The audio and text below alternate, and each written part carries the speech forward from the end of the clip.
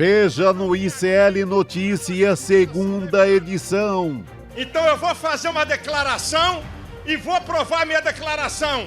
Realidade paralela da extrema-direita. O que eles fizeram? Usaram batom? Um dia após atos fracassados pela anistia, bolsonaristas tentam disfarçar fiasco em Copacabana. E houve sim mão pesada do Alexandre de Moraes. De golpistas a deportadas. 4 fugitivas do 8 de janeiro são presas ao tentar se refugiar nos Estados Unidos. Show de horrores de Donald Trump.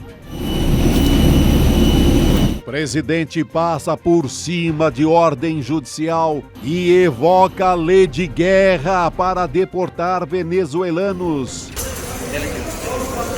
O ICL Notícias, segunda edição, está no ar.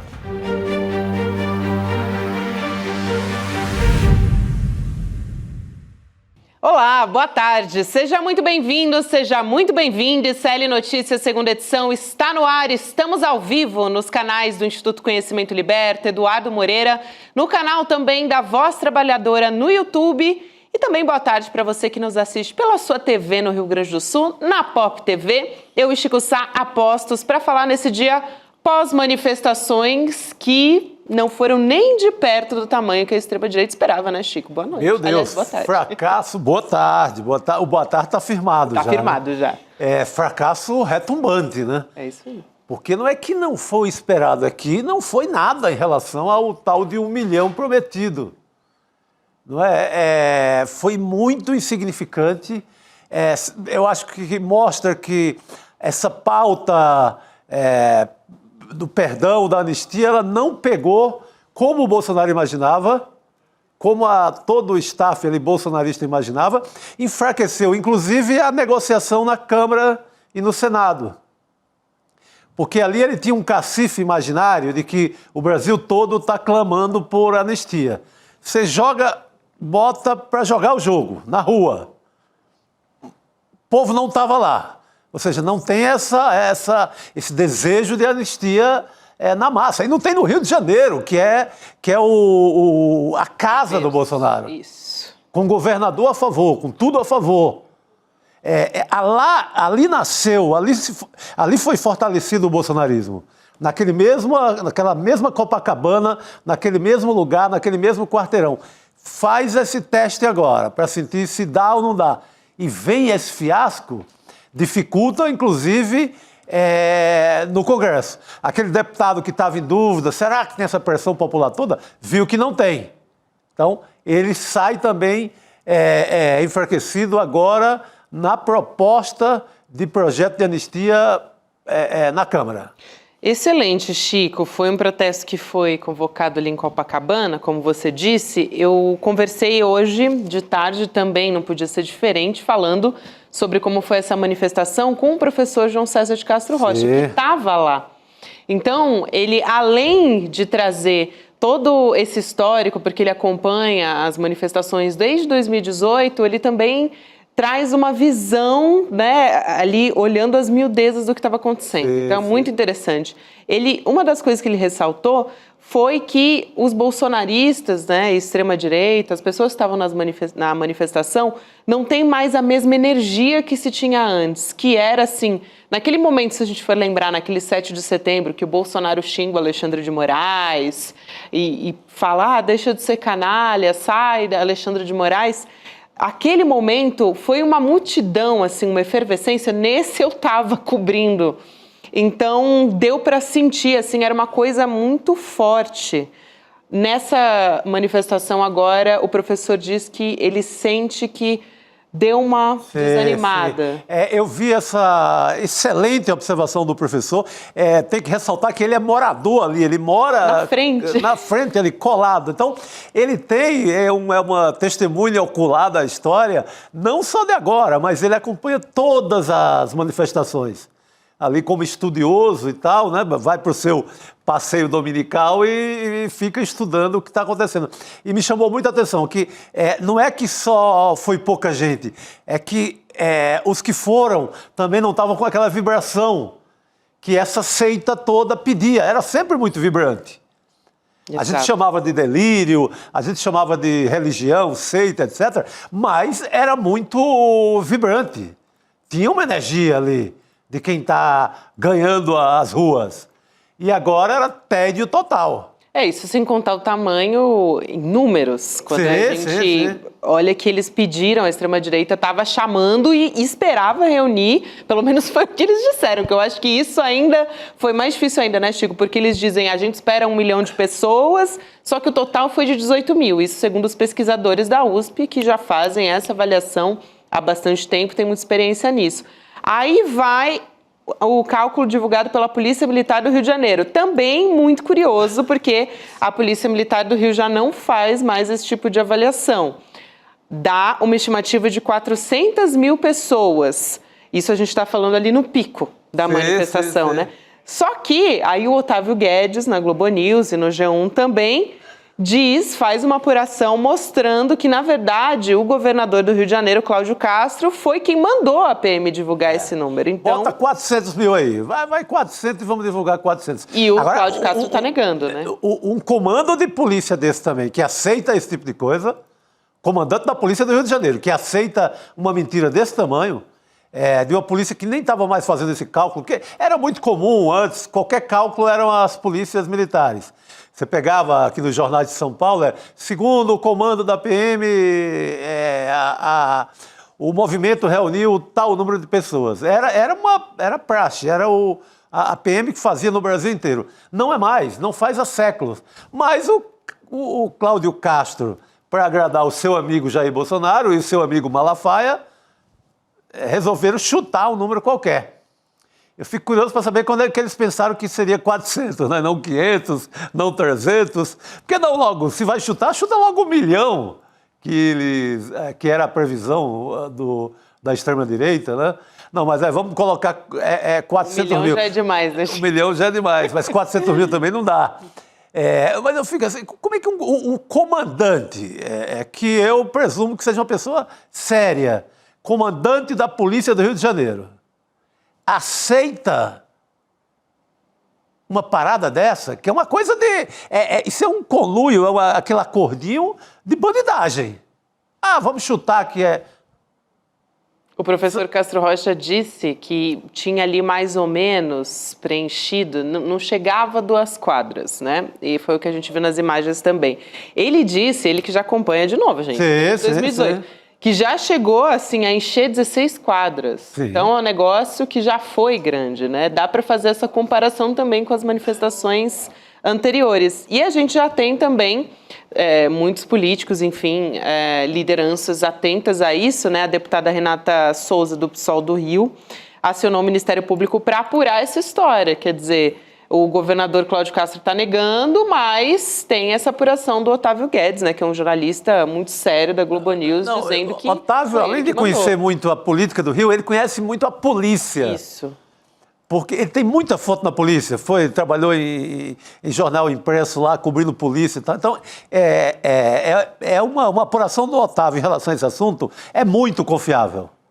Então, o que é que você tem aí? Você tem o uso político da polícia como propaganda de uma corrente política. Uhum.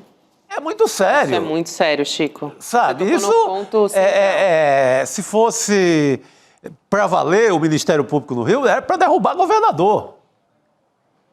Mas a gente sabe que não vai ser bem por aí. Mas o certo é que foi um fiasco que...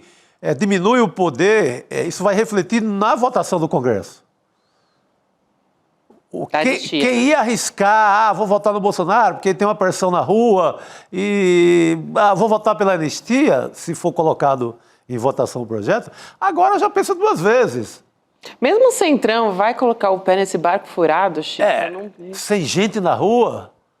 Acho que eles vão pensar 2 vezes depois de ver... E era a aposta da vida do Bolsonaro, porque ele larga a defesa jurídica prefere atacar o Supremo.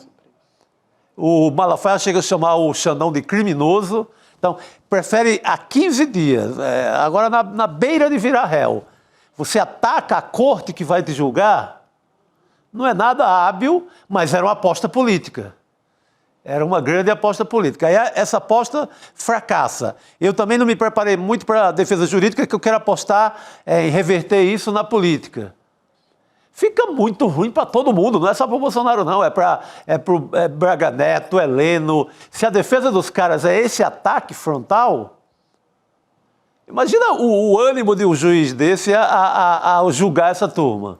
Exato. Que parte para o ataque. Exato. Então, acho que eles estão abandonando a defesa jurídica em nome desse ataque político que também foi fracassado. Então, nunca estiveram... É um desespero, né? Tão desesperados. Demonstra um desespero. Eu acho que vale a pena a gente até trazer alguns trechos em vídeo para a gente acompanhar. A gente selecionou alguns aqui e outros a gente vai discutindo também ao longo do ICL Notícias segunda edição.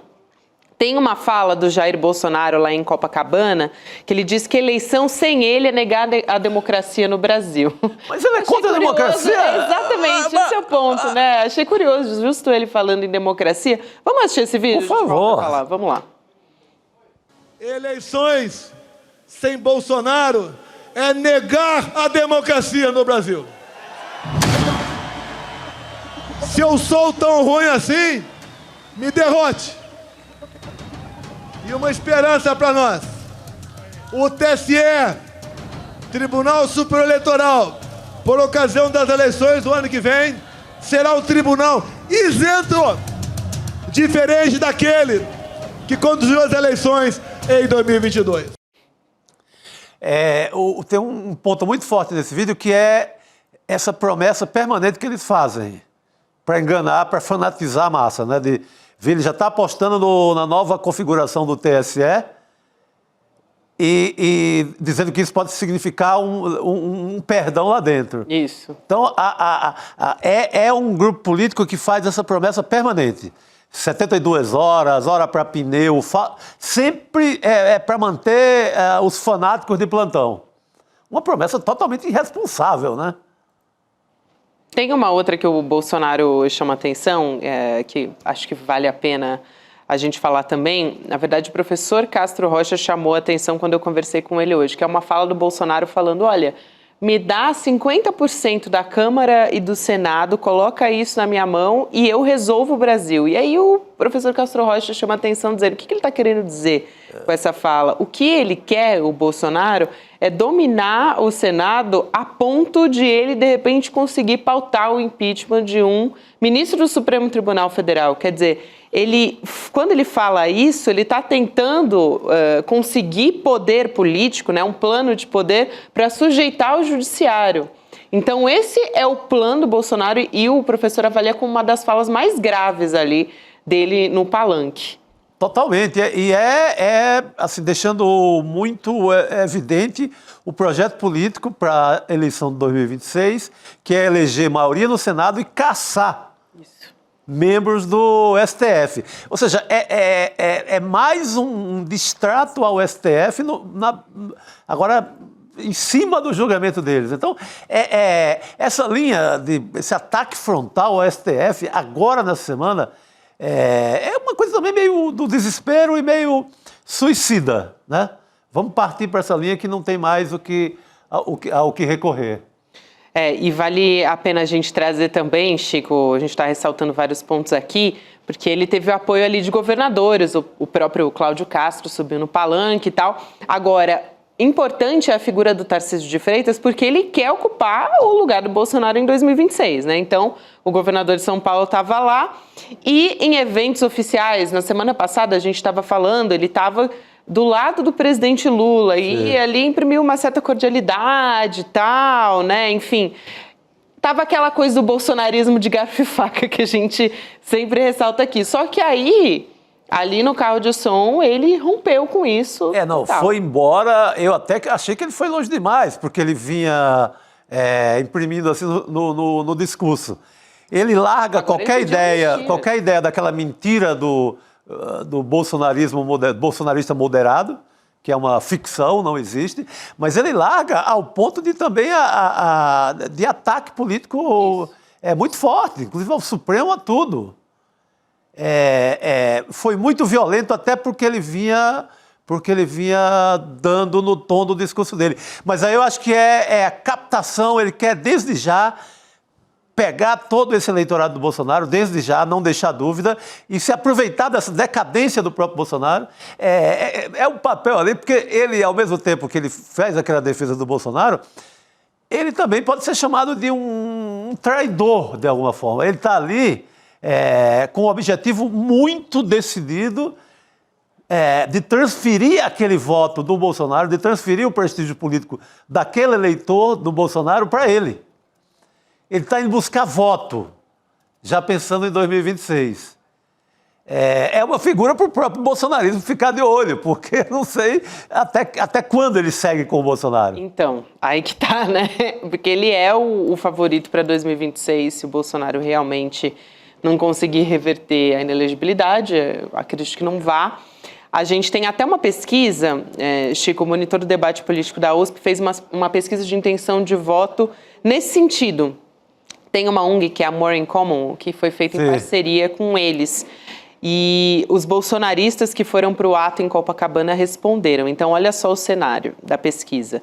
Se Bolsonaro não puder ser candidato, qual dos nomes, melhor dizendo, a seguir é o melhor para concorrer à presidência? A gente tem o Tarcísio em primeiro, 42%, e depois só vem a Michele, com 21%, o Eduardo, 16%, Flávio Bolsonaro, 6%, Romeu Zema, 2% e Ronaldo Caiado, 1%.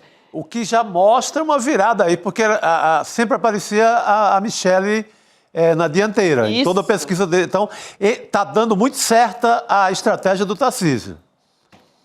A gente acha que ele está arriscando a imagem porque ele pregou ali na Faria Lima, no poder político de São Paulo, a ideia de que era um Bolsonaro mais moderado. No entanto, esse tom dele mais radical nos palanques com o Bolsonaro está dando certo, ele está transferindo, ele está roubando o voto do Bolsonaro e vai ficar mais forte do que o Bolsonaro já. Então ele tá sabendo transferir com esse tom muito colado a essa linha bolsonarista mais radical. Então ele está transferindo com... Ele fala, por exemplo, que sobre os atos lá do 8 de janeiro, ele fala que foi apenas manifestação escrita a batom, usaram batom na estátua, que é uma imagem que o bolsonarismo usa muito. A mulher foi presa porque usou batom na estátua. Ele usou isso, que é uma coisa raiz ali do bolsonarismo, e está levando a votação de Bolsonaro toda para ele. Tem sido muito eficiente a tática dele até o momento. E até o Bolsonaro, se for olhar ali, tem 2 momentos que ele realmente aponta o Tarcísio como meio que o preferido dele nessa sucessão. O próprio Bolsonaro parece fazer isso ali em 2 momentos. Eu acho que vale a pena a gente trazer também o deputado Pastor Henrique Vieira. Por favor. Mesa redonda, Chico. Ele tem sido uma das vozes progressistas dentro do Congresso Nacional contra a anistia. Então, deputado, boa tarde, seja muito bem-vindo. Boa tarde, deputado. Boa tarde, gente. Um prazer enorme estar com vocês aqui mais uma vez, viu? Prazer é todo nosso, deputado. Eu pergunto a sua avaliação sobre esse ato de domingo, se na sua avaliação enfraquece Bolsonaro, e também aproveito para perguntar sobre a articulação no próprio Congresso, né? Não só o senhor, mas, enfim, outros parlamentares ali, progressistas, como é que tem sido feita a articulação para barrar, de fato, a anistia aos golpistas do 8 de janeiro? O ato, eu acho que nós precisamos ter uma visão equilibrada. Se nós compararmos com atos anteriores do próprio bolsonarismo e da extrema-direita, sem dúvida alguma é um fracasso. Um ato esvaziado, ainda mais que eles concentraram no Rio de Janeiro e ainda assim não ganhou aquela multidão que o Bolsonaro esperava. Neste sentido, é um ato que enfraquece a própria pauta da anistia, que é o interesse do Bolsonaro. Eu digo visão equilibrada porque também nós precisamos, nós do campo democrático, não desprezar a força dos nossos adversários. Por mais que tenha sido abaixo do esperado por eles, 18 mil pessoas na rua mostra alguma capacidade de mobilização. Então eu prefiro ter uma visão equilibrada, saber que foi um fracasso para o objetivo específico, mas não quer dizer que a extrema-direita está derrotada no cenário político brasileiro em hipótese alguma. Sobre a articulação, Bolsonaro vem intensificando desde o início do ano. Algumas fontes dizem que ele precisa de mais 20 votos para conseguir o número que ele requer e necessita para a anistia. Óbvio, se Hugo Mota, presidente da Câmara, decidir colocar para votar. Da nossa parte, a incidência está sendo diretamente junto ao presidente da casa, que tem a prerrogativa de escolher a pauta, ouvindo o colégio de líderes, para que ele sequer coloque em votação. Ao mesmo tempo que fazemos essa articulação política dentro da casa, pressionando o presidente e tentando coesionar um campo democrático, nós estamos mobilizando o que podemos nas redes e nas ruas. Então, eu lancei um manifesto que bateu 150 mil assinaturas, a Frente Brasil Popular, a Frente Brasil, o Povo Sem Medo, dia 30 de março, vai fazer uma manifestação também. Então, assim, nós precisamos de pressão popular sobre o Congresso, porque eu não garanto que Bolsonaro ali não vai ter o número que ele precisa para aprovar a anistia. Chico, eu vou passar para você. Tem um abaixo-assinado, né? Só aqui para reforçar, tem um link para as assinaturas nas redes sociais do deputado, que é o pastorhenriquevieira.com.br/sem anistia para golpistas. É isso, né, deputado? Chico? Boa. Deputado, prazer voltar a falar contigo. Eu queria aproveitar a sua presença. Você conhece muito a questão religiosa, principalmente no Rio de Janeiro. Qual foi a força do movimento religioso, uma vez que a manifestação foi puxada pelo Malafaia? Qual foi a força das igrejas nessa manifestação? Você acha que foi preponderante mesmo para esses 18 mil? Ou é um público já ex-militares, aquele público ali de Copacabana? Como é que se avalia principalmente a força da igreja nessa manifestação? Nós precisamos de mais dados assim para que possamos ter uma resposta objetiva. A leitura política que eu faço é que o bolsonarismo continua forte dentro do campo evangélico, não vou negar essa realidade, porém ele não está na sua temperatura máxima, entende? Ele não está no auge que ele já encontrou da sua capacidade de mobilização. Eu percebo alguns sinais também de esgotamento, uma certa percepção que houve como a partidarização do púlpito, que há uma certa apropriação da igreja por uma sigla política, por um líder, uma família, uma pauta. Então ele continua com capacidade de influência, não tem como negar isso. Porém, eu acho que não está no auge daquilo que ele já conseguiu. E tem um outro detalhe, quem conhece a igreja, vive a igreja, sabe que domingo não é exatamente o melhor dia para você fazer uma mobilização nas ruas, porque é um dia, historicamente, em que a maior parte das igrejas se reúne para as suas celebrações e para os seus cultos. Depois eu queria saber se eu posso também fazer algum comentário sobre a relação do Bolsonaro com o Tarcísio, mas eu faço para que vocês... Por favor, melhor. Só vai nos ajudar aqui, por favor. Não, beleza. Veja, minha opinião e pelo que eu ouço em Brasília, qual é a estratégia de Bolsonaro? Levar até onde ele puder a sua própria candidatura, mesmo condenado e preso, ou seja, só cair a candidatura quando, aos 45 do segundo tempo, o TSE inviabilizar. E nesse momento ele indicar ou a Michele Bolsonaro ou o Eduardo Bolsonaro. Essa é a cabeça do Bolsonaro, ele só pensa em candidatura com ele, a esposa ou o filho. Só que ele vem recebendo muita pressão de alguns partidos do Centrão, de setores do mercado, da Faria Lima, tentando convencê-lo a reduzir essa sanha de só ser ele o candidato da direita, da extrema-direita, e abrir espaço para um outro candidato que é preferido por esse campo, que é o Tarcísio.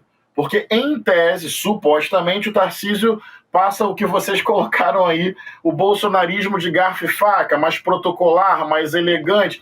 Então, existe nos entornos ali da extrema-direita uma tentativa de convencer Bolsonaro a recuar dessa tentativa dele de ir até o final e colocar alguém da sua família em nome de apoiar o Tarcísio. E qual seria a contrapartida para Bolsonaro fazer isso? Maior chance de aprovar o projeto de anistia no Congresso. Então, eles, nesse momento, estão nesses cálculos da própria extrema-direita. O Bolsonaro não quer abrir mão, mas ele está sob pressão, porque ele já está denunciado, indiciado, pode se tornar réu e pode ser preso.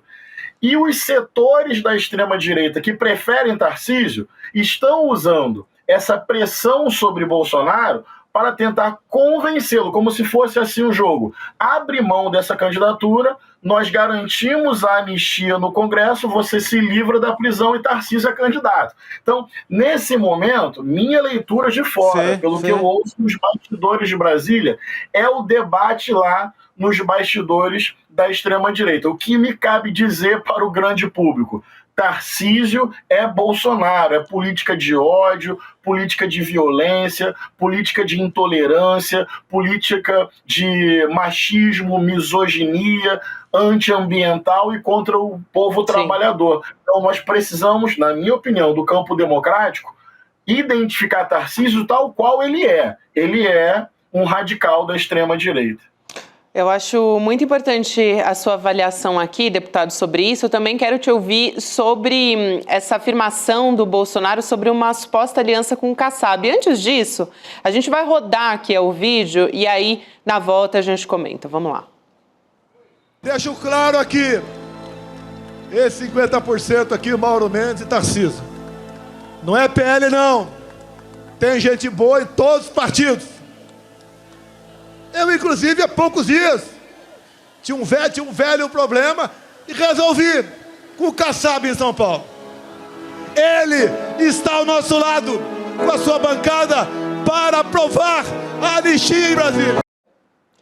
Aí eu queria trazer aqui algumas avaliações. Por exemplo, o UOL apurou em reportagem que o Kassab ele não se manifestou, mas basicamente o que dizem nos bastidores e que o próprio Kassab diz é que tem uma parte ali do PSD que quer votar pela anistia e outra que não, e que ele não vai interferir. E também no Senado eu acho interessante porque tem a figura do Otto Alencar ali, que é líder, enfim, aliado ao PT também, enfim, também não vai pautar essa discussão, o próprio Alcolumbre já disse que não vai. Eu quero ouvir a sua avaliação também, deputado, sobre essa repercussão no entorno dessa afirmação do Bolsonaro, né? Se foi um blefe ou se realmente existe essa manifestação toda. Eu avalio que essa é a estratégia dele mesmo e tem a ver com o que eu falei na minha resposta anterior. Buscar partidos de centro e centro-direita para ter o número de votos necessário para aprovar a anistia, com os acordos que isso pode implicar. Kassab é uma peça fundamental se ele quer ter esse número. Só que Kassab pode muita coisa. Pode tudo? Não pode tudo. Então, dentro do próprio PSD, tem nomes como Otto Alencar, tem nomes como Antônio Brito.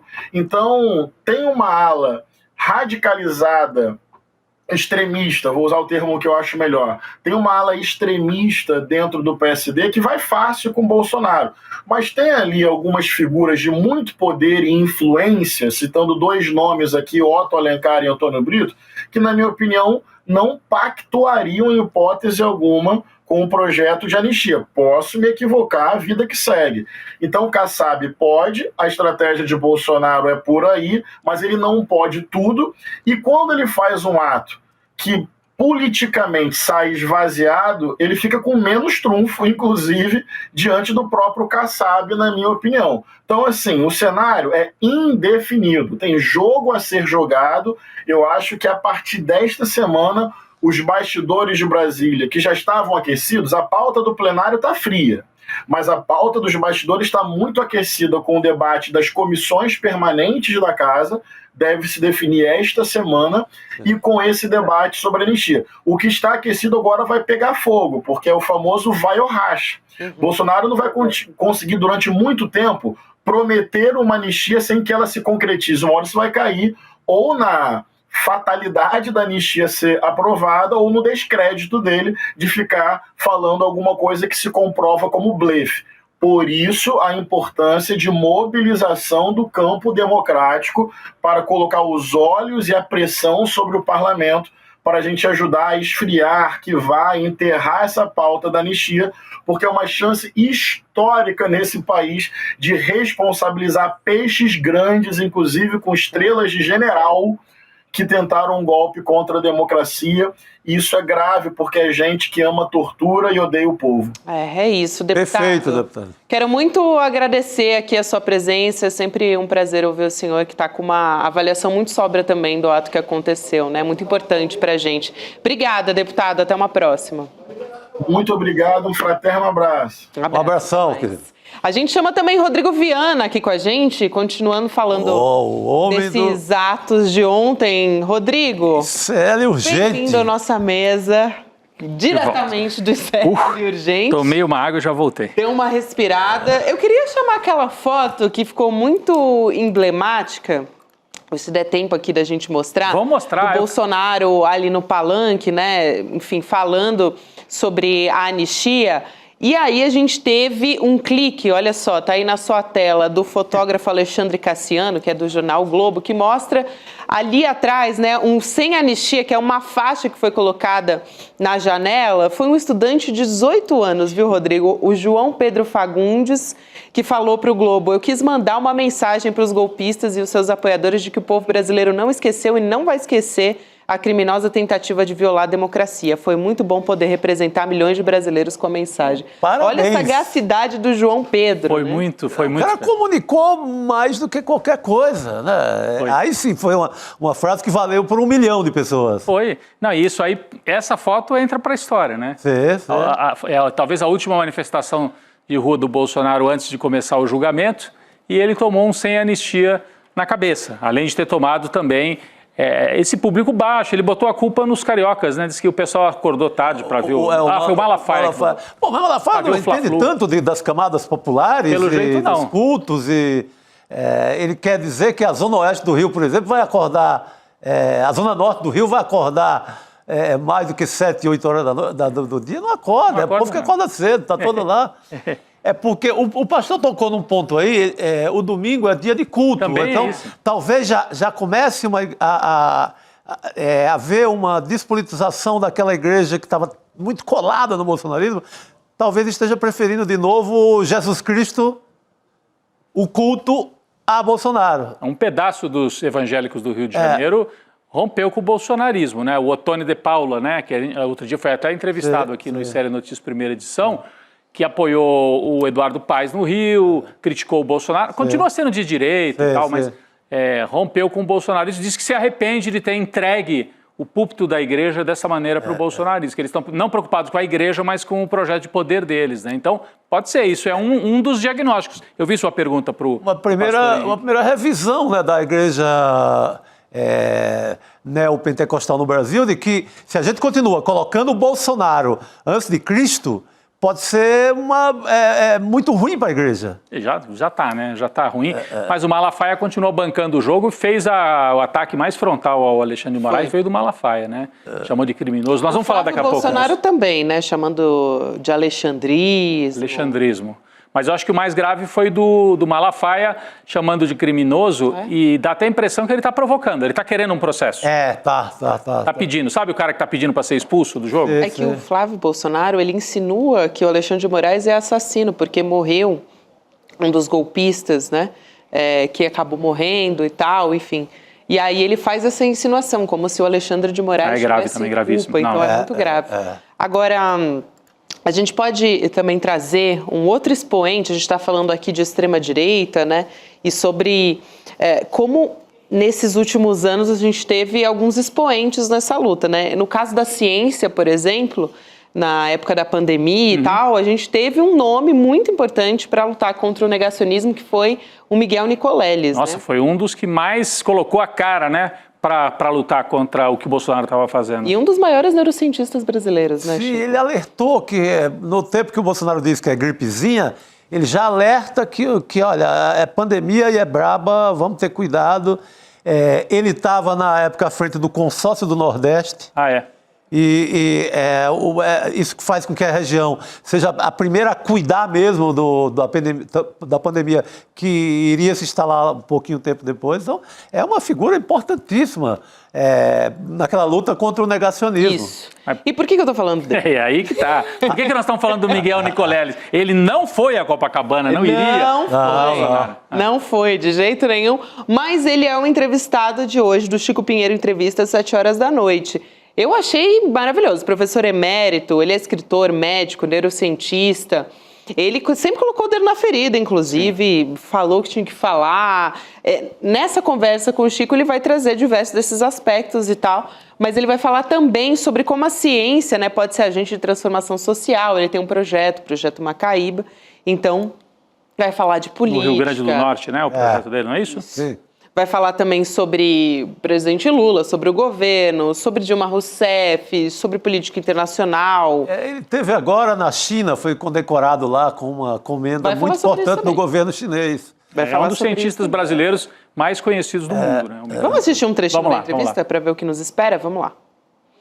E um dia eu estou fazendo um experimento lá em 2003, fazendo um experimento no meu laboratório, vinha a minha secretária, tem um cara falando uma língua esquisitíssima no telefone. A única coisa que eu entendi é que ele está dizendo que é do Palácio Presidencial do Brasil. Eu acho que é trote, eu vou desligar. Eu falei, não, deixa eu atender o telefone. E era o pessoal falando que ele tinha recebido minha carta, onde eu falava que eu queria construir um instituto no Brasil e que era para eu vir para o Brasil na semana que vem. Quem é que dizia isso? O Lula. O próprio Lula. O presidente Lula. E foi o Frei Beto, acho, que entregou essa carta para ele.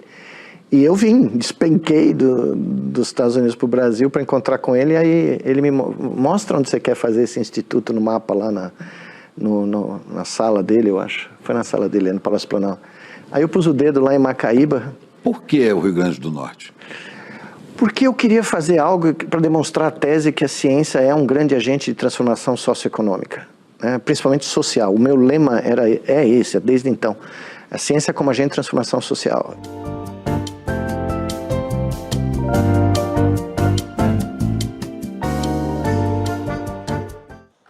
Excelente, então, gente. A gente acompanha logo depois do N2, então é só continuar com a gente, que você acompanha a partir das 7 horas da noite, coladinho no ICL Notícias, segunda edição. Dá para se inscrever também no nosso grupo do WhatsApp do Chico Pinheiro Entrevista, que é icl.com.br/Chico, para receber os conteúdos exclusivos e ficar sabendo antes quem vão ser os entrevistados e até assistir uns trechinhos, que nem aqui no ICL. Muito bom. Vamos nessa, então? Continuar falando sobre o ato bolsonarista.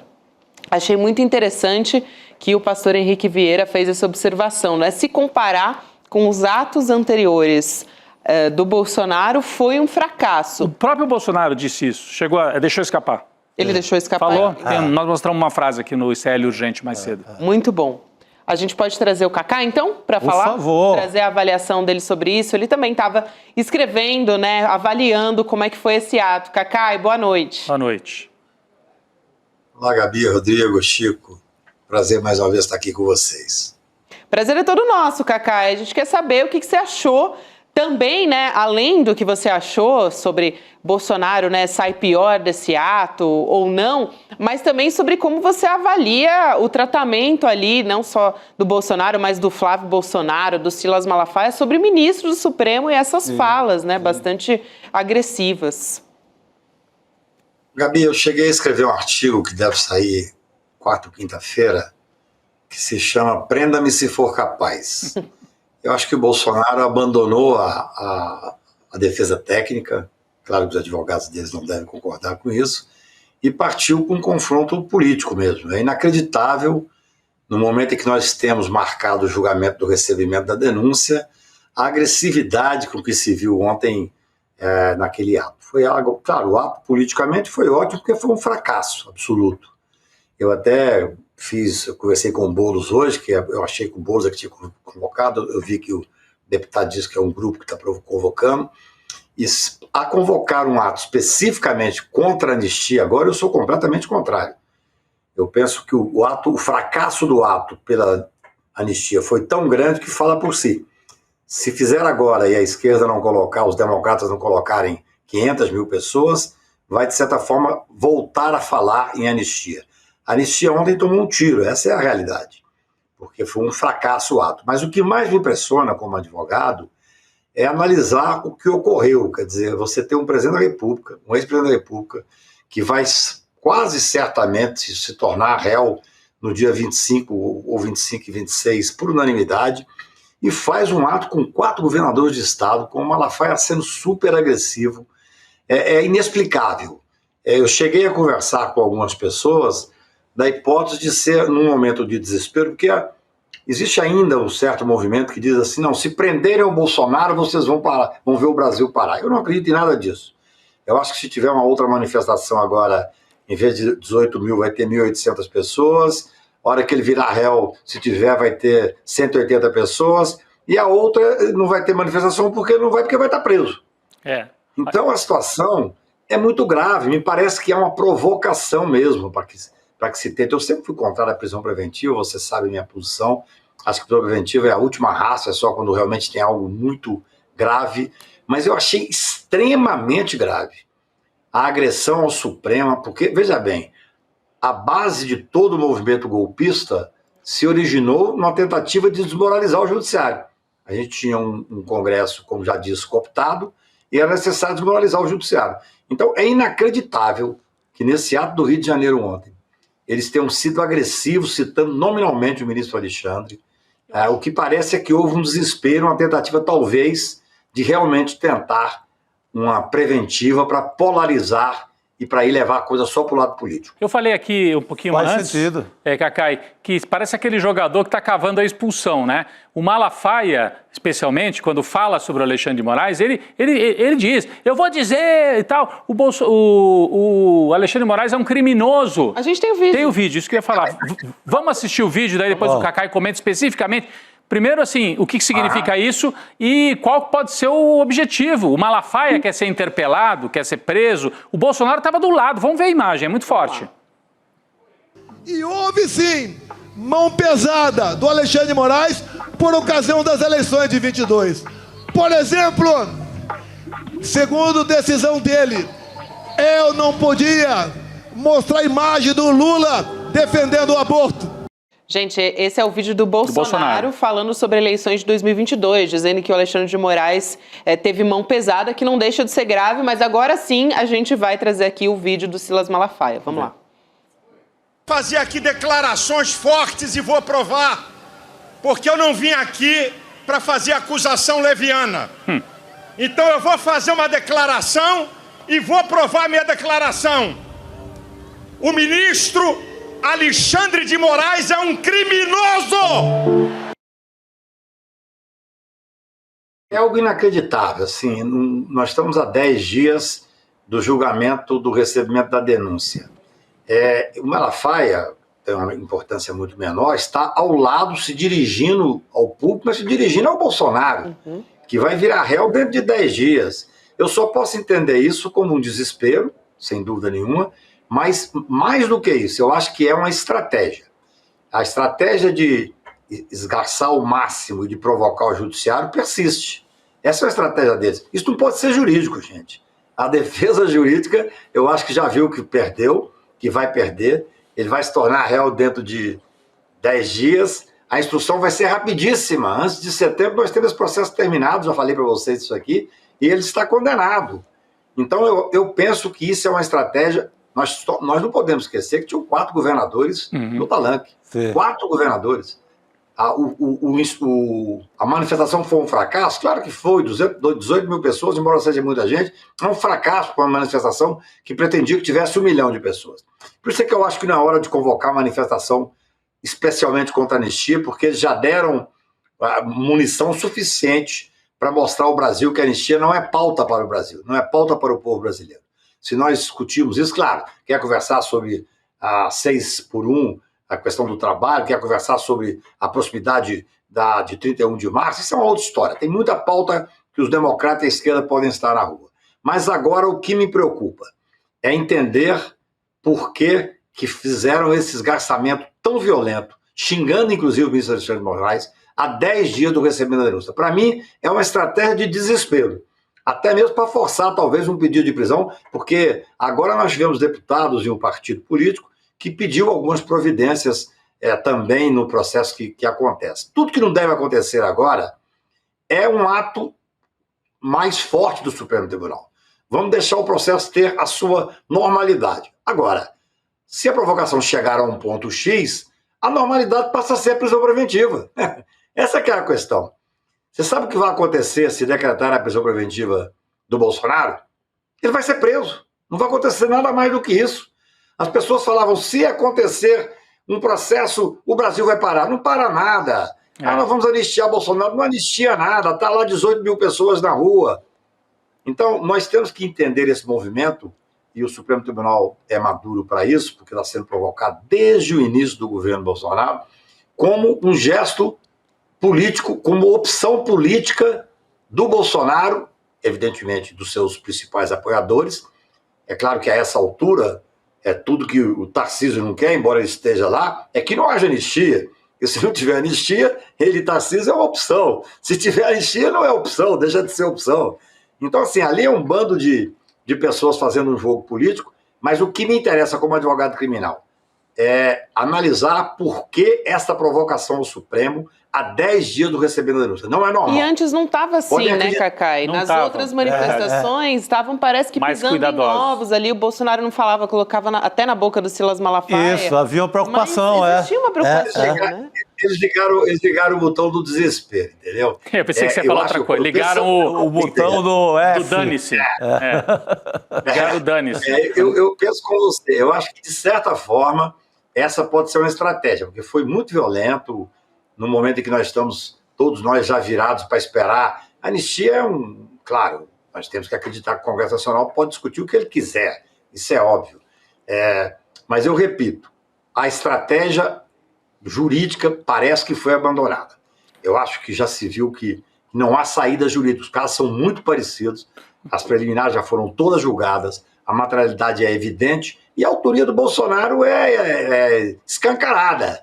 Mas é curioso, então, ele sabe que vai pegar 27, 28 anos de cadeia. Ô, Cacai, só assim, trazendo para o Chico, para a gente relembrar aqui, em algumas coisas, a ação do Bolsonaro lembra a do Lula. Essa história de esticar a corda, ir até o final como candidato, colocar um vice, né? Colocar o Haddad como vice. Mas nesta parte que o Cacai chama a atenção, não. Porque o Lula o tempo todo fez, sim, o combate político, mas não abriu mão da defesa técnica, de provar que era lawfare, de trazer até pesquisadores internacionais, de construir aquela tese. Reunir os grandes advogados do país. Exatamente. De promover o debate em cima disso. Jurídico também. O debate jurídico, assim, levou a sério. Então, nesse ponto é diferente, porque tem um ponto, Chico. o Lula jogava nas duas, né?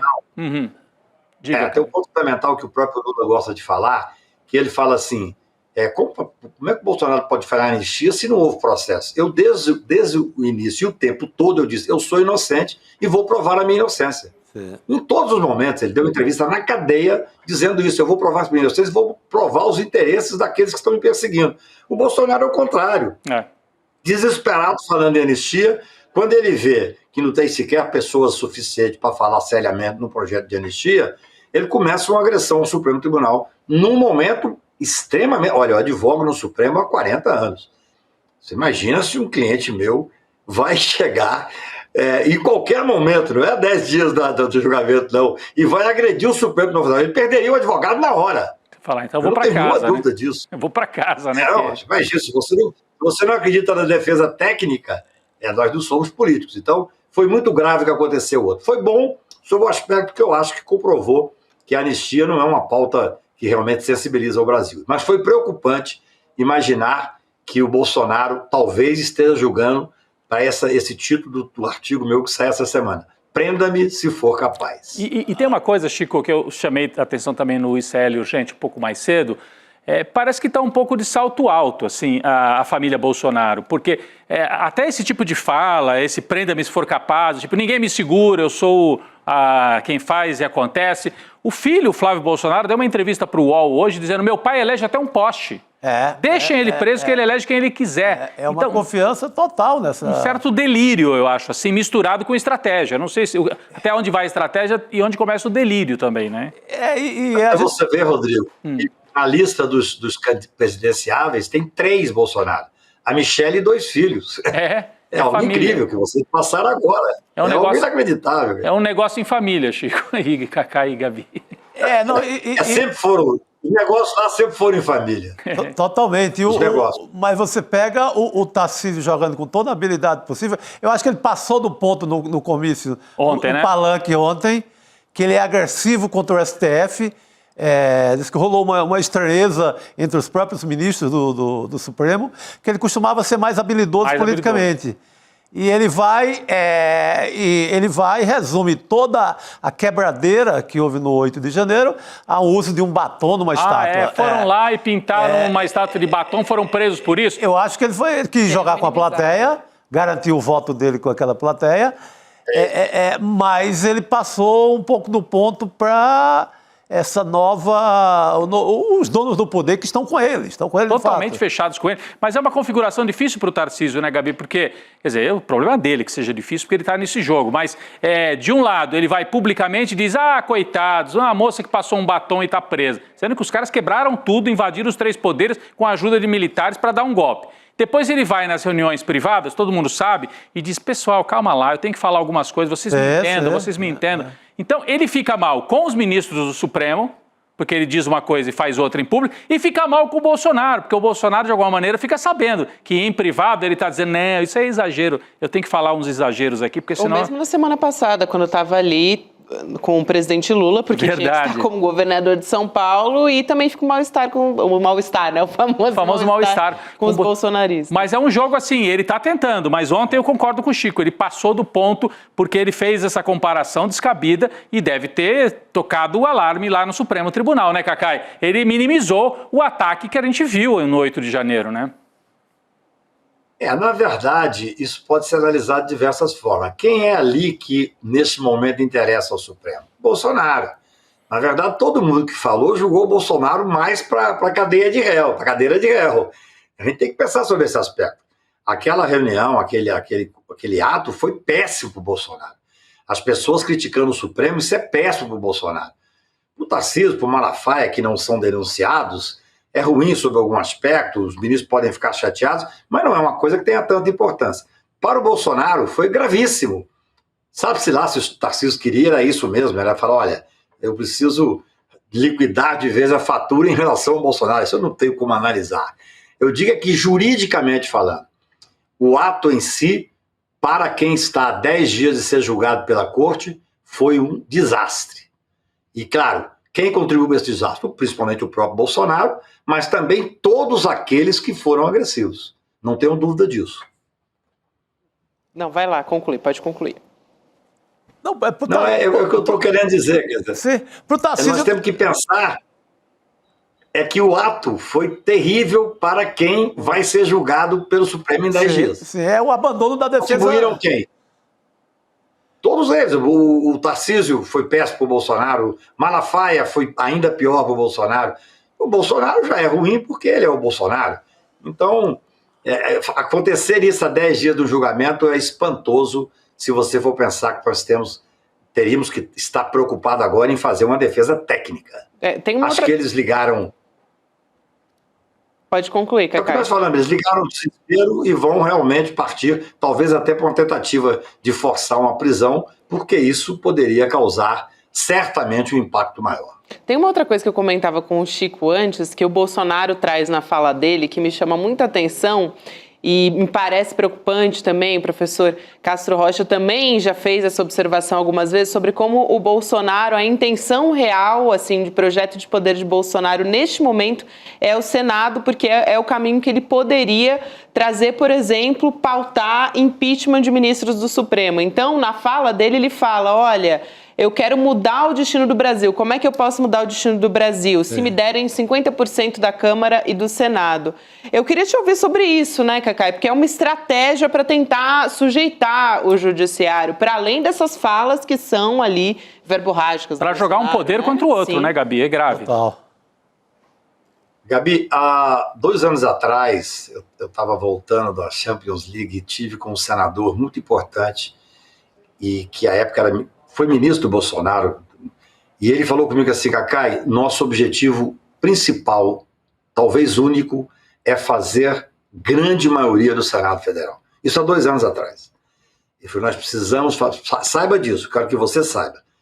É uma pessoa bastante importante da direita nacional.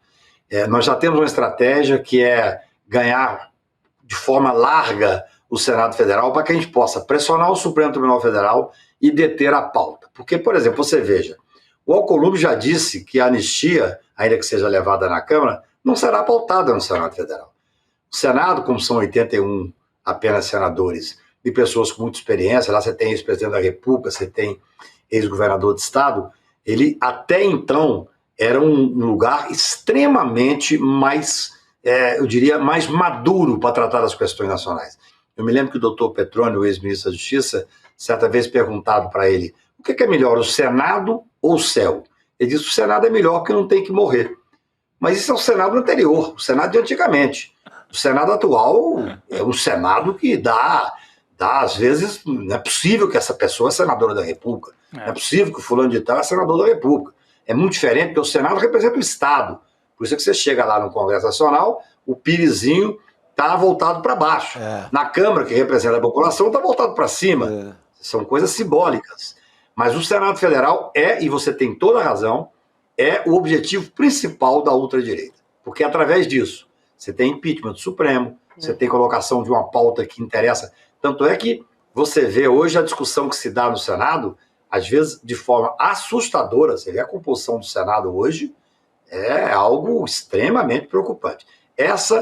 Eu disse isso, eu fiquei sabendo disso através de um senador importante e que foi ministro do Bolsonaro, há 2 anos atrás. Toda a nossa força, acho que ele já imaginava que o Bolsonaro estaria em maus lençóis nesse momento, toda a nossa força vai ser dominar o Senado para que a gente possa pressionar o Supremo Tribunal Federal. A gente tem que lembrar que o Poder Judiciário teve a dignidade e a coragem de fazer um enfrentamento e manter a estabilidade.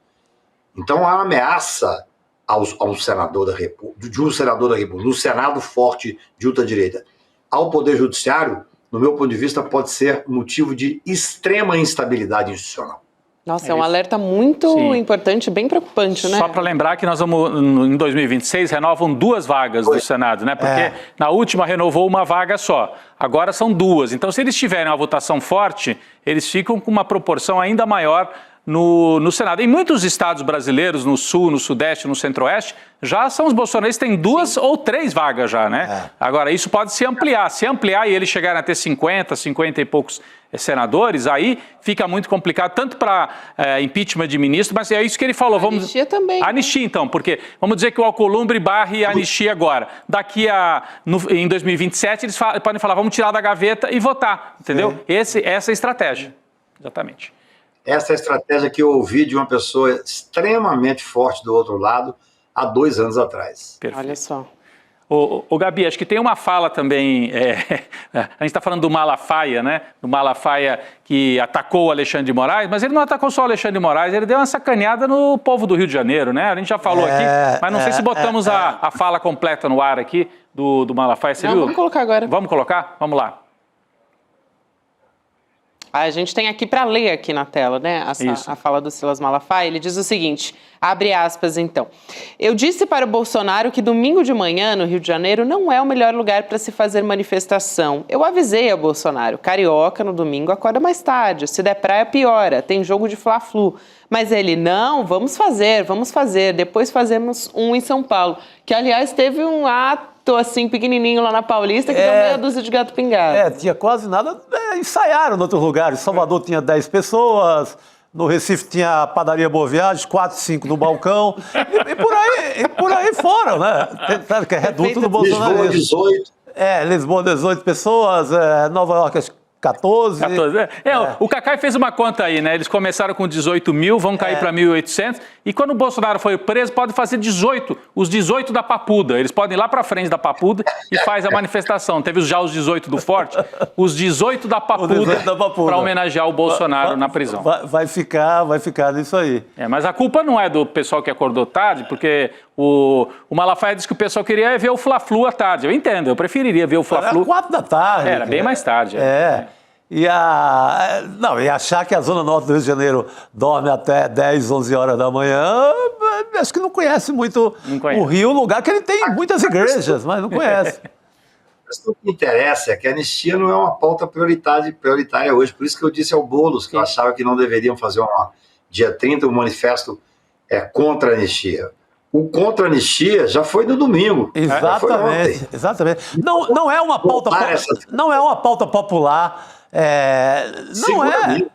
Não é. Eu acho roubada também. Esquerda puxar manifestação agora. Deixa o Supremo, isso é coisa jurídica. Deixa o Supremo resolver. Puxa 6 por 1. A jornada de trabalho. É isso. Tem tanta pauta para a classe trabalhadora. As mulheres que estão presas por terem feito aborto. Você tem muita pauta que é digno de conversar sobre anistia. Agora, anistia para quem está preso. Gente, os processos nem terminaram. O Bolsonaro não é nem ainda réu. Vai ser réu a partir do dia 25.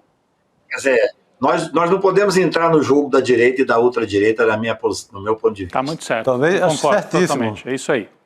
Muito bem, Cacai, bom demais te receber aqui nessa segunda-feira e que bom, né, ter esse olhar do Cacai pós essa manifestação. Eu diria que o Cacai rendeu uns 3 cortes, como o pessoal diz aqui, viu, Cacai? Essas frases curtas, assim, que depois rodam. Que essa do desastre foi um desastre e essa outra do Senado. É importante o alerta. A manifestação contra já foi ontem também. A manifestação contra já foi ontem, que eles fizeram contra eles mesmos. Aliás, aquela foto, né, na janela lá de Copacabana já é a manifestação contra eles. É verdade. Já está feita, é isso aí. Muito bom. João Pedro, de 18 anos, que teve essa estudante de 18 anos. O garoto já resolveu. Primeiro lugar no vestibular do Rio de Janeiro e segundo lugar na USP, esse menino de 18 anos para fazer direito. É isso muito aí. Bom. Espero que seja meu estagiário no futuro. Boa. Muito bom. Valeu. Obrigada, Cacai. Até a próxima, querido. Abraço, valeu. gente. Obrigado. Abraço grande. Boa noite. Prazer é todo nosso. E o Cacai manteve a previsão, até diminuiu um pouquinho, agora já é setembro. Ele né? Falou setembro, outubro, agora setembro, ele acha que está... Que condena, né? Condena. Depois tem os recursos aí, mas acho que preso talvez... Ele tem uma visão otimista. Otimista, Já vi gente... A Carol Brígido fala um pouquinho mais, né? Assim, mas todo mundo diz que vai ser mais rápido do que se espera, né? Mas o pensamento do Cacai é muito embasado, porque não estamos assim iniciando um assunto no Supremo. Já foram condenados mais de 400 pessoas. O crime já está estabelecido, né? A existência de um crime. Já está tudo lá no repertório desses 400, já está tudo feito, na verdade. Agora é colocar a cúpula, quem é que coordenou para ser responsabilizado. É só subir a hierarquia. É subir para o andar do Bolsonaro no Palácio do Planalto. É isso. Não é essa dificuldade toda, não.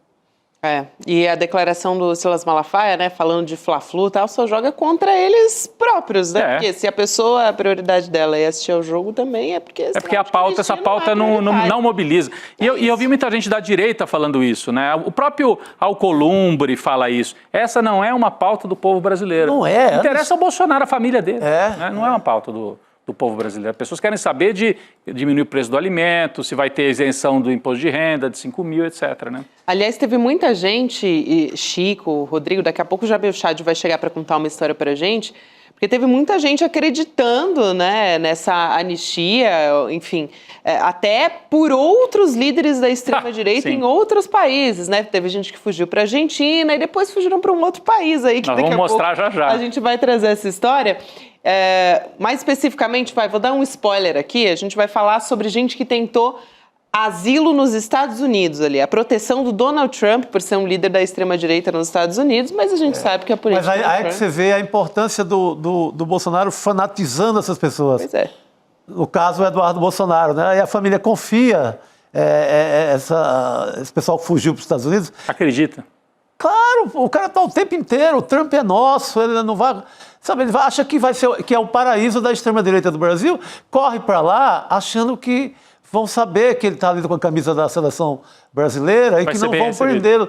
Cara, a bandeira ali no carro, quando o Bolsonaro estava falando, a bandeira do Trump ali na lateral, né? Exatamente, assim como levou toda essa gente que está presa na Papuda. Pois é. Mas é isso, porque nós vamos falar daqui a pouco de 4 mulheres brasileiras que fugiram para os Estados Unidos. E você acha que o Bolsonaro está preocupado em defendê-las? Porque ele ajuda e defende o... Não foi na Papuda visitar aqui, nem quem está aqui. Não foi. E aí está lá nos Estados Unidos o neto do Figueiredo, aí ele ajuda. O Alan dos Santos, aí ele tem preocupação. Agora, essas mulheres que fugiram para lá estão ferradas. O Bolsonaro não vai mover uma palha, elas vão ser deportadas e vão ser presas. Bom, já estão presas nos Estados Unidos, daqui a pouco a gente vai contar. E a gente, falando de política migratória, né, e de direitos civis, a gente tem um símbolo nessa luta, que é o Muhammad Ali, né? A gente já falou bastante sobre ele na semana passada, mas vale muito a pena porque ontem a aula foi assim...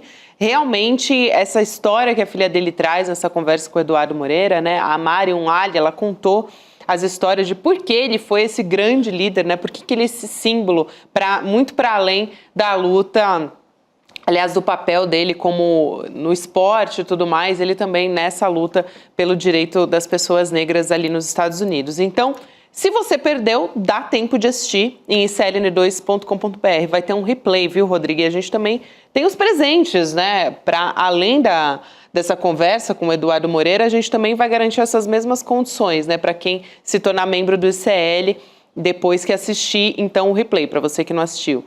Tem um livro, né? Edição exclusiva do ICL, o Muhammad Ali, Uma Vida. Tem pôster do Muhammad Ali e também, claro, o certificado de membro solidário que a gente sempre traz aqui também. E para isso tem que entrar, ou você pega o seu celular e aproxima do QR Code, quem está vendo na TV é fácil, né?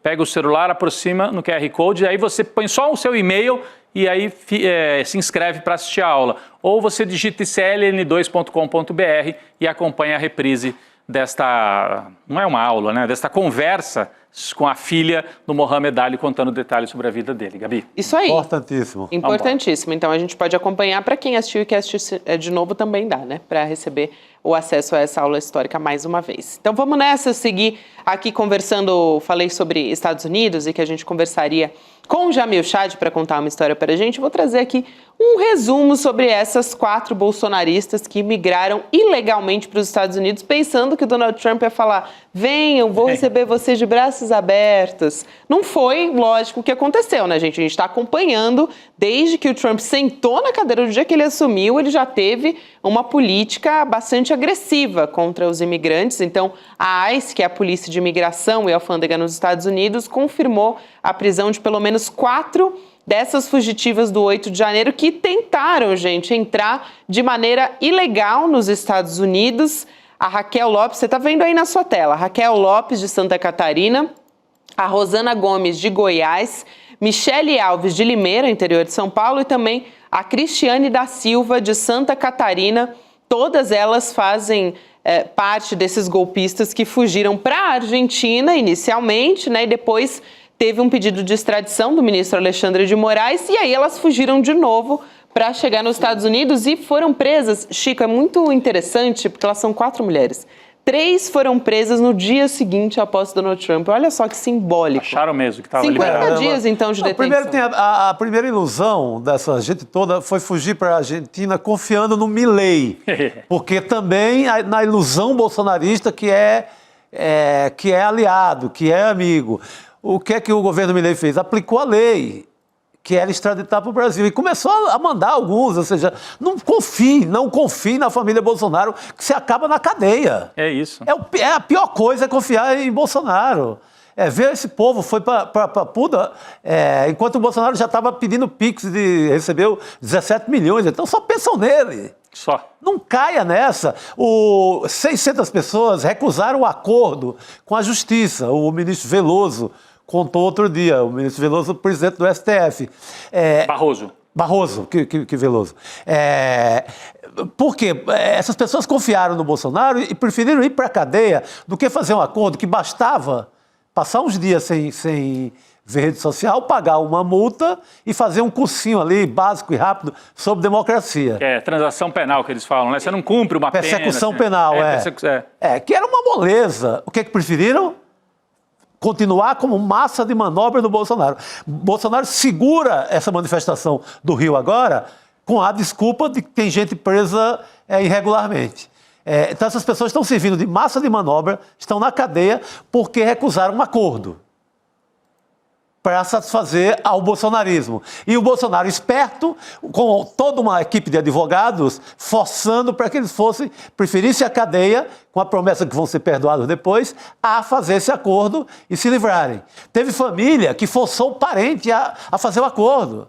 É isso. Família que tem um pai mais velho, uma mãe mais velha, pelo amor de Deus, faça o acordo e vamos para casa. É impressionante, Chico, essa história. E eu queria trazer o Jamil Chad para nos contar por favor, dessas 4 mulheres. Jamil, elas podem ser deportadas agora dos Estados Unidos para o Brasil de volta? Boa noite. Boa noite para vocês todos. Boa noite, Jamil. Uma reportagem do Eduardo Militão, no colega do UOL, extraordinário, justamente mostrando isso tudo que o Chico está colocando, essa massa de manobra, basicamente, de pessoas que de fato acreditam. Claro, nós não sabemos ainda exatamente qual vai ser o comportamento do governo Trump. O governo Trump já deu indicações muito complicadas, né, Chico? Por exemplo, outro dia, anunciando asilo político para brancos sul-africanos. Ou seja, do governo Trump, a gente pode esperar tudo. Agora, o fato é que elas cruzaram essa fronteira, o fato é que elas fizeram essa viagem sem nenhuma promessa, sem nenhum tipo de garantia, sem nenhuma indicação concreta, mais, né, do que um sonho, algum tipo de ilusão instaurada justamente por um movimento que a gente sabe muito bem que usa da desinformação como uma estratégia política e que sim vê essas pessoas como massa de manobra, sim, para chegar ao poder, para ter algum tipo de relevância. Então, não é surpreendente a prisão delas, porque, de fato, é o que está acontecendo nos Estados Unidos com qualquer um que cruze a fronteira, né? Eu aguardaria ainda para a gente ver o que vai acontecer, de que forma, principalmente depois dessa reportagem, de que forma que a liderança bolsonarista vai querer se apresentar agora. De repente a gente vai ter, né, visitas às prisões aqui nos Estados Unidos para fazer uma selfie, né? A gente conhece bem, né, Chico, como eles funcionam. Então, isso sempre pode acabar acontecendo. Agora, o fato... Então, exatamente, mas o fato é que o que nós vemos, pelo menos das últimos... o precedente no Brasil é extremamente exemplifica como essas pessoas são usadas, são instrumentalizadas pela família. Claro, por que eu tenho uma certa cautela? Porque do outro lado tem um governo Trump que perdoou os 1.500 invasores do Capitólio e passou a chamá-los de heróis, e dizendo que eles estavam sendo mantidos como reféns, quando, na verdade, aqui nos Estados Unidos, inclusive, nós tivemos mortes. Mas o que nós temos hoje é um caso muito concreto de 4 mulheres que deixaram, basicamente, toda a situação que elas tinham no Brasil e cruzaram a fronteira e acabaram presas por uma ilusão. Por enquanto, é a única coisa que nós temos. Uma enorme ilusão, que é, obviamente, a base do bolsonarismo. Perfeito. Eu acho que... Vive dessa ilusão, né? Dessa promessa. É grave. E essas pessoas caindo e sendo fanatizadas, sendo levadas de casa para qualquer lugar por conta dessa causa maluca. Não, e o que ele tem feito com os outros imigrantes, quer dizer, tem essa ressalva feita pelo Jamil Chad, é bom esperar mesmo, né? Porque o Eduardo Bolsonaro ele continua, né? Ele não voltou para o Brasil. Não, ele transferiu o mandato para lá, ele é deputado... É um deputado pelo Texas, sei lá por onde. Mas então ele pode agir para tentar fazer algum tipo de operação junto ao governo Trump. Mas o que ele tem feito com os imigrantes, e continua, né, Gabi? É nosso próximo tema, não é isso? A comunicação que ele faz, isso é muito importante, né? Até o Jamil falava isso outro dia, não é que o Biden não estava deportando as pessoas, né? Mas é que o Trump, ele transforma isso num espetáculo. Exatamente. Espetáculo da deportação. Agora, O Trump deportou para El Salvador 238 imigrantes, maioria venezuelanos nesse caso, passando até por cima de uma ordem judicial que estava bloqueando essa deportação. Então, também invocou uma lei de mais de 200 anos atrás, gente, a chamada Lei de Inimigos Estrangeiros, de 1798, que é uma lei para ser usada contra cidadãos de países que estão em guerra contra os Estados Unidos. Olha isso. Então, esses deportados chegaram a El Salvador no domingo e foram levados para um centro de confinamento de terroristas. A gente tem as imagens e a gente está colocando aqui na tela agora, né? E o Trump está acusando os venezuelanos de pertencerem a organizações criminosas. É uma política mais agressiva e que se mostra mais agressiva no fim das contas, né, Rodrigo, expõe, Chico e né? Expõe, né, as pessoas que estão sendo expulsas dos Estados Unidos a esse espetáculo de degradação, que é para assustar mesmo. A gente conversa com gente que tem parentes nos Estados Unidos e muita gente está assustada mesmo, não é? E mandando para El Salvador agora, né, Jamil? Mandando venezuelano para El Salvador, para as prisões de El Salvador. Então, e passando por cima de qualquer lei. Então, não, e essa lei que ele invoca de 1798, outro dia o professor aqui, Pontin, né, explicava para a gente, é uma lei que foi usada na guerra contra o México, né? Quando os Estados Unidos entraram em guerra com o México e tomaram um bom pedaço que era do México e transformaram em Estados Unidos, ali aquele pedaço Novo México, Texas, um pedaço da Califórnia, né? Então, quando eles fizeram a guerra com o México, então, que, aliás, o México nem era independente, pertencia à Espanha, iam expulsando também os mexicanos que estavam ali, ou né, que eram indesejáveis, foram mandados embora. É uma lei daquela época. Estão usando agora para expulsar venezuelanos, centro-americanos e brasileiros quando necessário, né, Jamil? Exato. Olha, essa história tem tantos níveis de absurdidade. Vamos pegar o primeiro deles. Usar uma lei de um momento de uma guerra. Tá? Então, você está mandando um sinal muito claro, em pelo menos dois aspectos. O primeiro, o que existe aqui é uma guerra, ou seja, não é um fluxo migratório, não é uma questão migratória, é uma guerra contra o outro. É uma guerra, sim, muitos desses que foram aí para El Salvador, sim, fazem parte de gangues, tudo isso a gente sabe.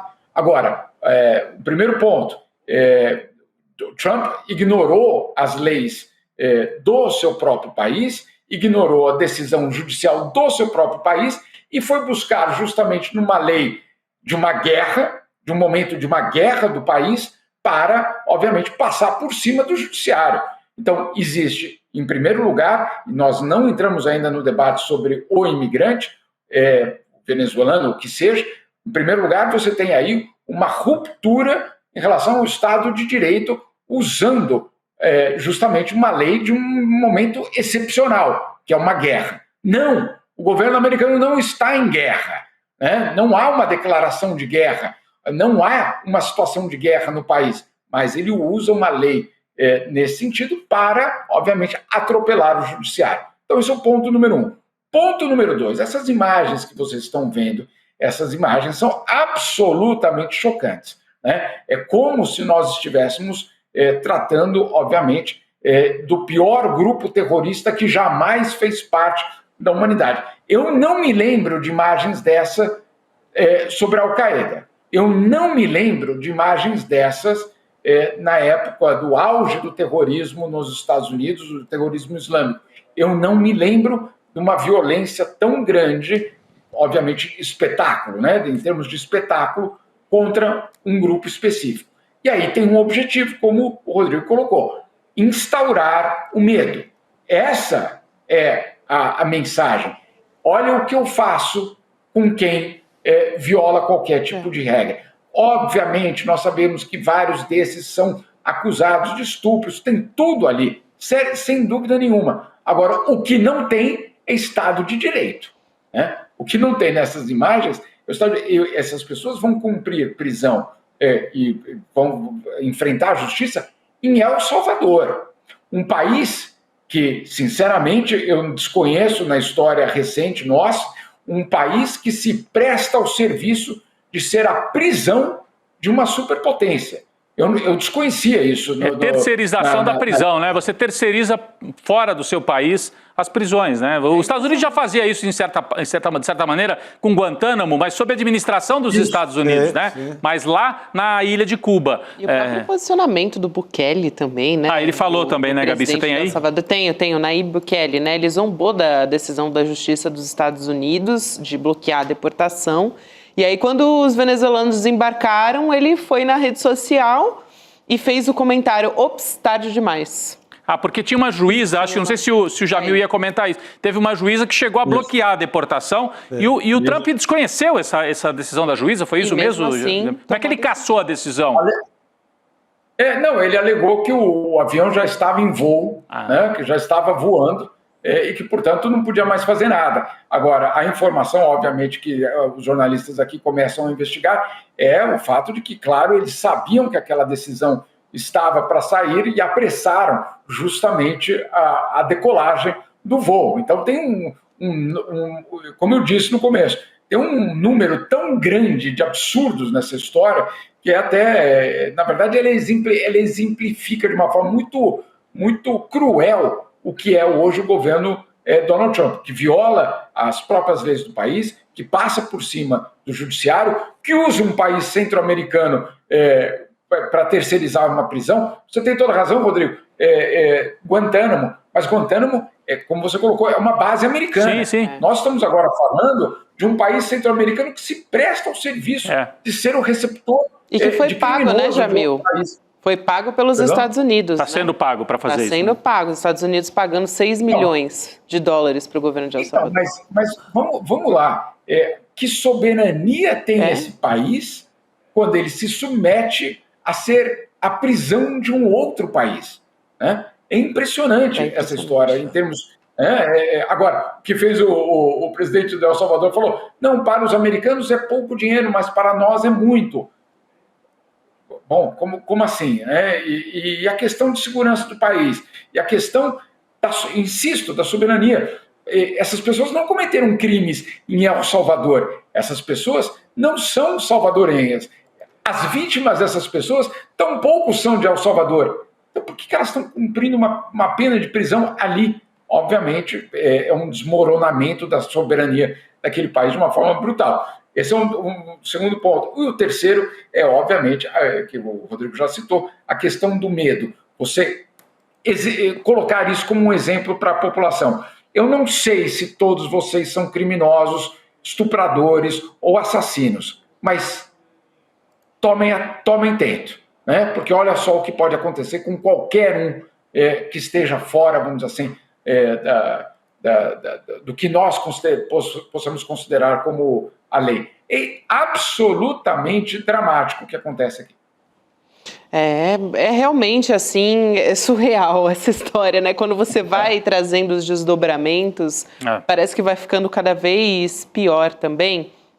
Eu acho que... Posso só fazer Claro, Jamil. Posso só um detalhe, porque isso tem acontecido, eu passo uma parte dos meus dias assistindo às televisões pró-Trump, porque eu quero entender de que forma isso tudo tem chegado a uma parcela grande da população americana, né? E aí, outro dia, era uma manifestação, olhem só, uma manifestação de judeus fazendo uma manifestação de defesa daquele palestino que foi expulso da Colômbia, foi preso, etc. Era uma manifestação de judeus. Eles ocuparam o hall central da Trump Tower aqui em Nova York. Na camisa deles, eles estavam todos com a mesma camisa, dizendo not in our name, não em nosso nome, não, né, no nome dos judeus, não façam isso, ou seja, dizendo o governo americano, vocês estão cometendo uma arbitrariedade absurda. O que dizia os apresentadores dessa televisão americana? Quem serão essas pessoas que estão fazendo esses atos? Precisamos investigar quem são essas pessoas que estão sendo pagas para fazer esse ato. Em nenhum momento falavam, por exemplo, que estava escrito na camiseta que aparecia na televisão. Era tão surreal a imagem, que nas camisetas, todos eles dizendo, sou judeu, não faça isso em meu nome, e os apresentadores de televisão colocando dúvida se de fato são judeus. Ou, na verdade, de repente são criminosos, de repente são pessoas que estão sendo pagas para causar todo esse rebuliço. Ou seja, nós estamos vendo realmente a instauração do medo como política. E isso eu não sei onde leva, obviamente. É isso, Jamil. Obrigada demais por hoje. Bom trabalho por aí, querido. Valeu, Jamil. Valeu, querido. Desculpa me estender aqui. Não, de jeito nenhum. Obrigada. Dá até um... Te respira, né? Porque, olha, é realmente muito difícil, né? Sempre que a gente traz notícias do Donald Trump aqui, é sempre nesse tom mesmo. Agora, semana passada, a gente estava conversando com o Guilherme Amado, vocês lembram? A gente até trouxe ali nas redes sociais Eduardo Bolsonaro, né, trazendo ameaças contra o jornalista Guilherme Amado, nosso comentarista aqui do ICL. E a gente, em resposta às ameaças do deputado federal Eduardo Bolsonaro contra o Guilherme Amado nas redes, na última quinta-feira, a ABRAGE, Associação de Jornalismo Investigativo, divulgou uma nota em defesa dele, e eu vou ler um trechinho aqui. O deputado sistematicamente tenta descredibilizar o trabalho de jornalistas por meio de ameaças, ataques virtuais e campanha de desinformação. A publicação tem o intuito de mobilizar seus apoiadores contra o jornalista e, assim, tentar silenciar o seu trabalho, porque, como eu disse, né, o Guilherme Amado foi alvo de ataques na semana passada. Ele fez uma publicação de uma reportagem mostrando que o Eduardo Bolsonaro estava fazendo uma live em Washington, nos Estados Unidos, enquanto o Congresso estava discutindo um tema importante das emendas. Ele não está trabalhando como deputado, está trabalhando exatamente como lobista contra o Brasil nos Estados Unidos. E o Eduardo Bolsonaro ficou bastante incomodado e aí pegou, né, aquela reportagem, colocou nas redes sociais dele, dizendo que o Guilherme Amado, né, o jornalista, nas palavras dele aqui, abre aspas, está se borrando de medo do trabalho que ele está realizando nos Estados Unidos e que ele tem razão de ficar com medo. Ainda fez uma ameaça, né? Então, a ABRAGE aqui se posicionando e a gente também, claro. A gente já conversou com o Guilherme Amado no momento que isso aconteceu até, mas a gente também demonstra o nosso apoio ao trabalho do Guilherme Amado, né? Um trabalho muito sério que ele e que os jornalistas que trabalham na coluna dele também fazem. Então, importante aqui a gente trazer esse posicionamento da ABRAGE. Que segunda-feira, hein? Segunda de balanço do delírio bolsonarista. Ele continua delirando, né? E nós continuamos acompanhando. Semana que vem ele vira réu, né? Semana que vem, dia 25, hein, gente? Dia 25, tá chegando a hora. Tá chegando a hora do Bolsonaro virar réu. Nós vamos fazer uma cobertura especial aqui, no momento em que ele virar réu, ele e os milicos golpistas. É isso aí. Então, terça-feira da semana que vem, a gente vai estar de olho no julgamento que começa no Supremo Tribunal Federal e amanhã a gente vai estar de volta também com o nosso noticiário a partir das 7 horas da manhã. Agora tem Chico Pinheiro entrevista, hein, gente, com Miguel Nicoleles. Então, vale a pena a gente acompanhar ele, que foi um grande nome, né, um expoente da ciência contra o negacionismo. Então vamos nessa acompanhar a partir de agora. Rodrigo, Chico, boa noite a todos que nos acompanharam. Até amanhã. Até amanhã.